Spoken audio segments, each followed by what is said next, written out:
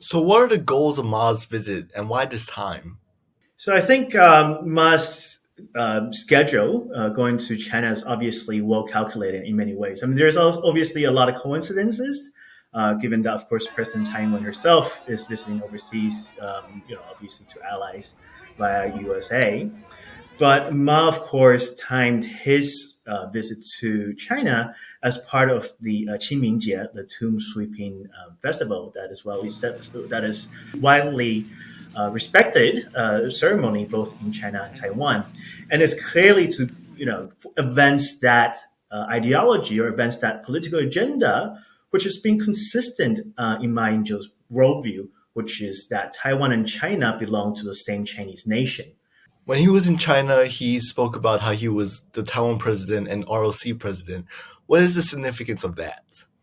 So, given past precedents, there were concerns that Ma's visit to China would be utilized by Chinese propaganda to downplay basically the presidency of the Republic of China, Taiwan. And to a large extent, that is still true, right? I mean, you will not see this coverage even when Ma refers to himself as the Republic of China president or the president of Taiwan, which of course is not an official term or title. This will not be covered by Chinese mainstream media, or actually really any Chinese media in China, right? But it is a calculated political points for Ma Ying-jeou and for the KMT. One, of course, the massive presidential and legislative yuan elections are taking place next year, early next year. So this will help again kind of mobilize the kind of the traditional basic blue pen blue supporters to say, look, we're returning to our roots. We're still a Chinese nationalist party.